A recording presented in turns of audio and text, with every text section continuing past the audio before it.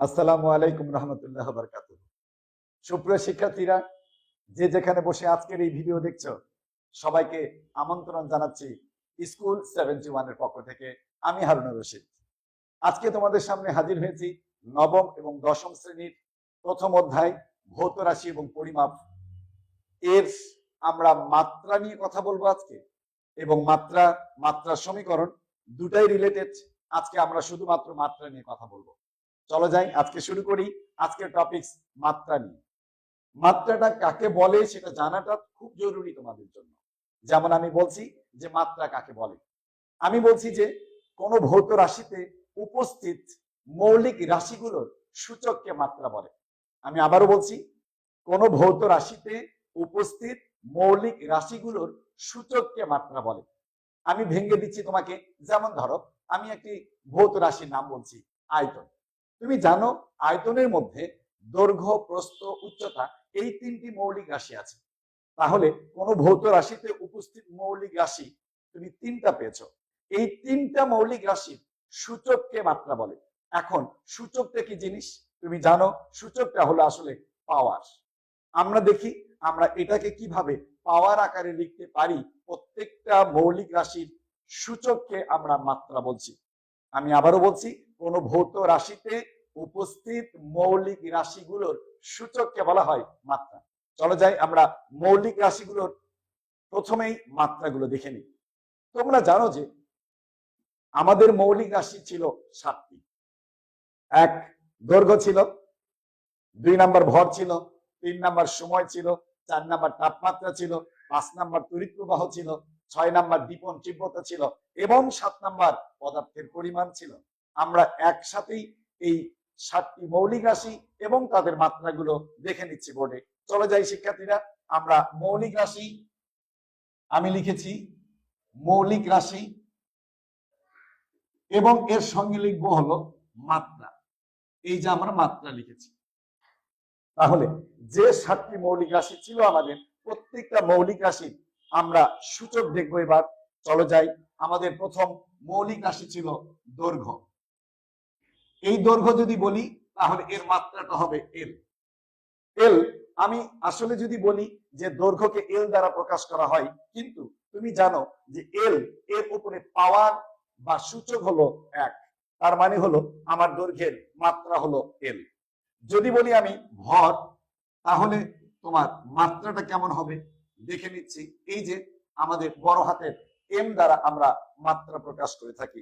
তবে মনে রাখা ভালো যে আমরা যখন মাত্রা এবং মাত্রার সমীকরণ নিয়ে কথা বলবো, তখন প্রত্যেকটাই বড় হাতের অক্ষরে লিখতে হবে। যেমন আমি ভরকে লিখেছি বড় হাতের এম দ্বারা এবং এম এর পাওয়ারটা হলো 1, অর্থাৎ সূচক হলো 1। এরপরে আমরা দেখব সময়। যদি আমরা সময় লিখি তাহলে আমরা মাত্রা লিখবো বড় হাতের টি। যদি কোনো স্টুডেন্ট এই তিনটি মৌলিক রাশি মাত্রা এই তিনটি মনে রাখতে পারে, তাহলে এই ফিজিক্স বইয়ে যতগুলো মাত্রা এবং মাত্রার সমীকরণ আসবে, যতগুলো ভৌত রাশি আসবে, প্রত্যেকটা ভৌত রাশির মাত্রা লিখতে পারবে সে। এখন আমরা যখন কোনো ভৌত রাশি প্রকাশ করব, সেই ভৌত রাশিটা ভেঙ্গে মৌলিক রাশিতে রূপান্তরিত করতে হবে, তারপর সেটার মাত্রা লিখতে হবে। এরপরে চলো যাই তাপমাত্রা। আমরা তাপমাত্রাকে কিভাবে প্রকাশ করব? তাপমাত্রাকে আমরা প্রকাশ করব এইভাবে। আমরা এটাকে দুই ভাবে প্রকাশ করতে পারি। কোন কোন বইয়ে একরকম আছে, আবার কোন কোন বই আরেক রকম আছে। আমি হারুনুর রশিদ তোমাকে দুটোই জানাই দিচ্ছি। তোমার সামনে যেটা পড়বে সেটাই রাইট। আবার অনেক সময় মনে হতে পারে এটা রাইট, এটা রং। নো, আসলে দুটাই রাইট আছে। আমি দুটাই তোমাকে লিখে দিচ্ছি। একটা হলো আমরা এইভাবে প্রকাশ করতে পারি, এটাকে দিয়ে আমরা প্রকাশ করতে পারবো এই লেখার মতো, এটা তাপমাত্রার মাত্রা। আবার অনেক বই এটাকে লেখা আছে এইভাবে, শুধু থিটা দিয়ে লেখা আছে। তাহলে আমরা মাত্রা যদি তাপমাত্রা প্রকাশ করতে চাই, তাহলে এইচ অথবা থিটা দিয়ে প্রকাশ করতে পারি। সুপ্রিয় শিক্ষার্থীরা, এরপরে আসো তড়িৎ প্রবাহ। আমরা তড়িৎ প্রবাহ লিখবো। এই যে আমরা তড়িৎ প্রবাহ লিখবো। প্রবাহ, তড়িৎ প্রবাহকে আমরা আই দ্বারা প্রকাশ করব। এটা হলো আমাদের তড়িৎ প্রবাহের মাত্রা।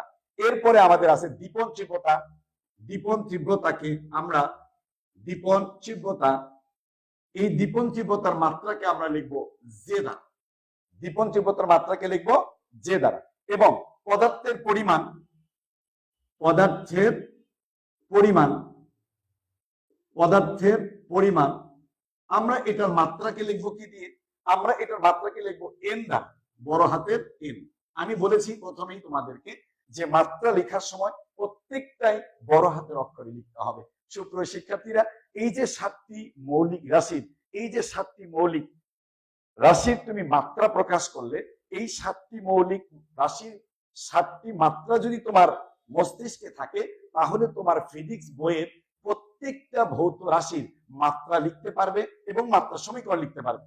তাহলে এর চেয়ে সহজ আর কি হতে পারে যে এই 7টি যদি আমি মনে রাখতে পারি, তাহলে যদি আমি ফিজিক্স বইয়ের প্রত্যেকটা ভৌত রাশির মাত্রা লিখতে পারি, তাহলে আমার মনে হয় যে এই 7টি তোমাদের মনে রাখা উচিত। আমি আরেকবার তোমাদের সামনে উপস্থাপন করছি। যেমন ধরো দৈর্ঘ্য, দৈর্ঘ্যের মাত্রা হলো এল, ভর, ভরের মাত্রা হলো এম, সময়, সময়ের মাত্রা হলো টি, তাপমাত্রা, তাপমাত্রার মাত্রা হলো এইচ অথবা থিটা, এবং তড়িৎ প্রবাহের মাত্রা হলো আই, এবং দীপন তীব্রতার মাত্রা হলো জে, এবং পদার্থের পরিমাণের মাত্রা হলো বড় হাতের এম। এই 7টি তোমাকে অবশ্যই জানতে হবে। আমি আশা করি আমার সাথে এখন তোমাদের এটা অবশ্যই মাথায় থাকবে। আমি আরেকবার বলে দিচ্ছি। যেমন ধরো দৈর্ঘ্য, দৈর্ঘ্যের জন্য আমরা এল, ভরের জন্য আমরা এম, সময়ের জন্য আমরা টি ব্যবহার করব, তাপমাত্রার জন্য আমরা এইচ অথবা থিটা ব্যবহার করব, তড়িৎ প্রবাহের জন্য আমরা আই ব্যবহার করব, দীপন তীব্রতার জন্য আমরা জে ব্যবহার করব, এবং পদার্থের পরিমাণের জন্য এন ব্যবহার করব।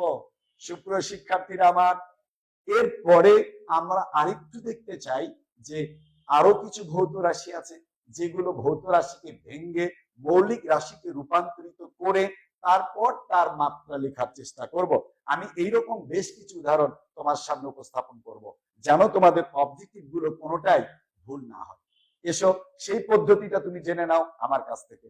এবং আমি আগেই বলেছি যে যদি তোমরা স্কুল 71 এর সাথে থাকো, তাহলে তোমাদের ফিজিক্সটা কখনোই কঠিন মনে হবে না।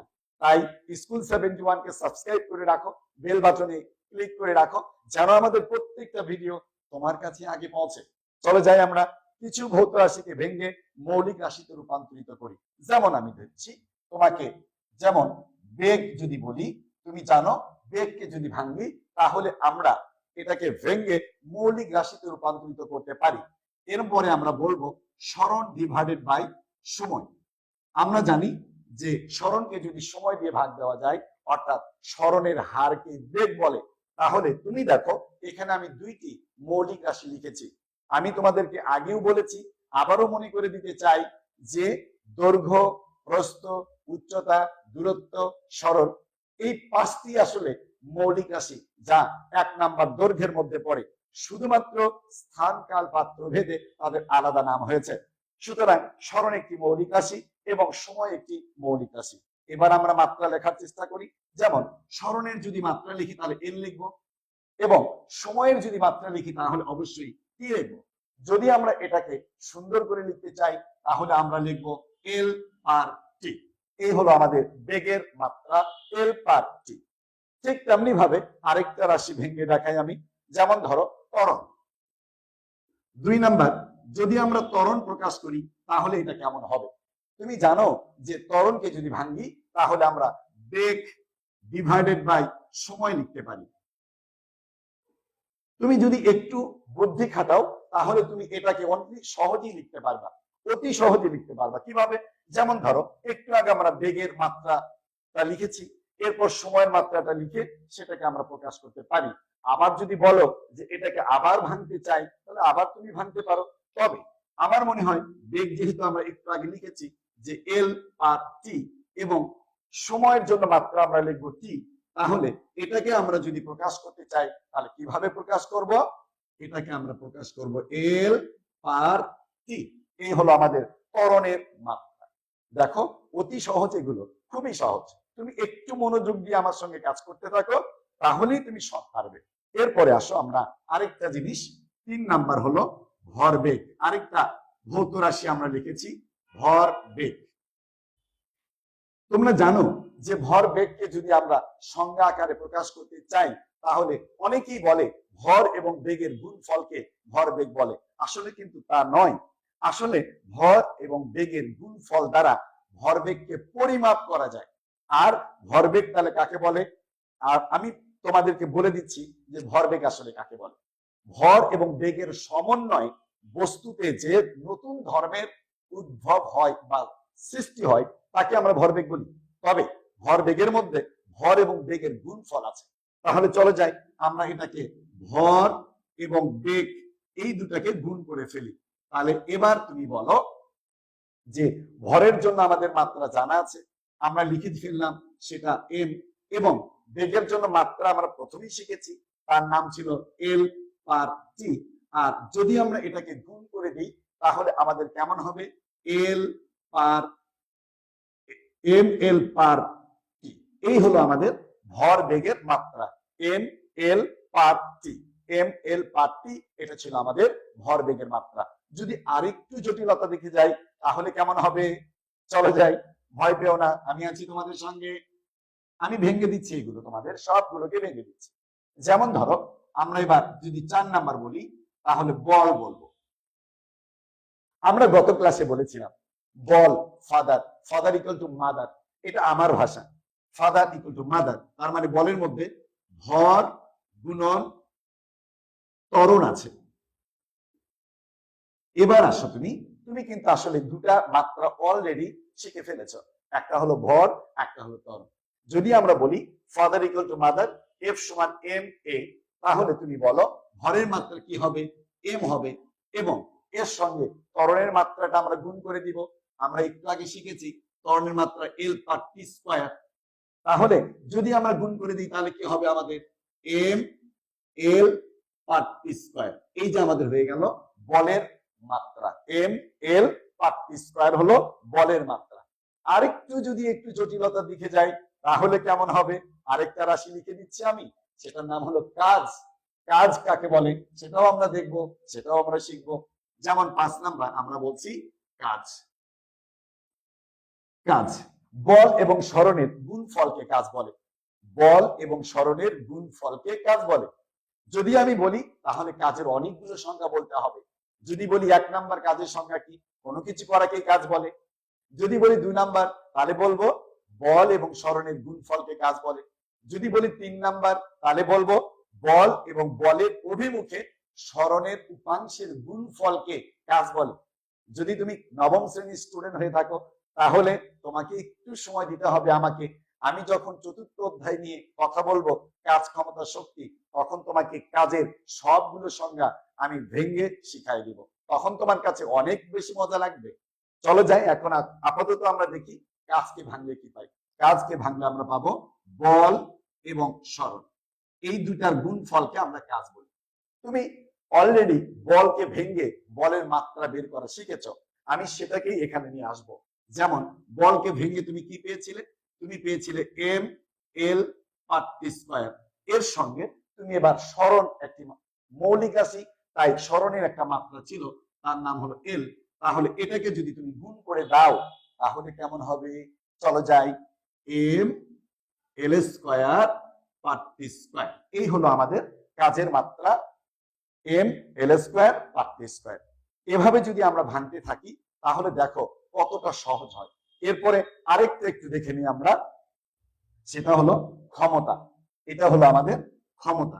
এই যে আমরা ক্ষমতা লিখছি, এই যে আমরা ক্ষমতা লিখলাম, ক্ষমতা হলো আসলে কাজ ডিভাইডেড বাই সময়। অর্থাৎ আমি বলতে চাই যে কাজ করার হারকে ক্ষমতা বলে। কাজ করার হারকে কি বলে? ক্ষমতা বলে। আমি তোমার সামনে যতবার হার শব্দটি উচ্চারণ করব তুমি ততবার ভেবে নিবে যে এটাকে সময় দিয়ে ভাগ দিতে হয়। যেমন আমি তোমাকে বললাম কাজ করার হারকে ক্ষমতা বলে, তাহলে তুমি বুঝতে হবে কাজ করার হার বলেছি, সুতরাং কাজকে ভাগ দিতে হবে সময় দিয়ে। আর আমিও তাই করেছি, এখানে কাজকে সময় দিয়ে ভাগ দিয়েছি। চলো যাই, তুমি একটু আগে কাজের মাত্রাটা লিখেছ, আমি সেটাকেই এখানে লিখছি M L square per T square divided by, যেহেতু তুমি সময় দিয়ে ভাগ দিয়েছ সুতরাং তুমি চলো যাই সময়ের মাত্রা হলো টি। তাহলে এটাকে যদি আমরা লিখতে চাই সুন্দর করে, তাহলে M L square per T cube. এইভাবে একের পর এক তোমার ফিজিক্স বইয়ের মধ্যে প্রত্যেক চ্যাপ্টারের মধ্যে যতগুলো রাশি আছে সবগুলো রাশিকে তুমি ভেঙ্গে মৌলিক রাশিতে রূপান্তরিত করে তার মাত্রা লিখতে পারবে। এটা সময়ের ব্যাপার মাত্র। তুমি আজকে শুধু মাত্রাটা দেখে রাখো এবং আমি কিভাবে ভৌত রাশিগুলোকে ভেঙ্গে মৌলিক রাশিগুলোকে রূপান্তরিত করলাম এবং সেই মৌলিক রাশিগুলোর সূচককে আমরা মাত্রা বলেছি, আমি সেটা প্রমাণ করে দিয়েছি তোমার সামনে। আমি আশা করি আমার সঙ্গে থেকে প্রত্যেকটা টপিকসে তুমি ফিজিক্সে ভালো করে বুঝবে। এবং আমি আগেও বলেছি, এখনো বলছি, ফিজিক্স এমন এক সাবজেক্ট যে সাবজেক্ট প্রথমে বুঝতে হয়, তারপর সেটাকে প্রয়োগ করতে হয়। তাহলে তোমাকে বুঝতে হবে আগে, তারপর তোমাকে প্রয়োগ করতে হবে। আমি যখন তোমার সঙ্গে ম্যাথ ক্লাস করব, ম্যাথ নিয়ে কথা বলবো, ফিজিক্সের সৃজনশীল নিয়ে কথা বলবো, তখন তোমাকে অনেক অনেক বেশি অঙ্কগুলো আমি করাতে থাকবো। সুতরাং স্কুল 71 এর সঙ্গে থাকো। আমি হারুন রশিদ কথা দিচ্ছি, তোমাদেরকে ফিজিক্স বুঝাই দেবো আমি। আজকের মতো বিদায় নিচ্ছি। আল্লাহ হাফেজ।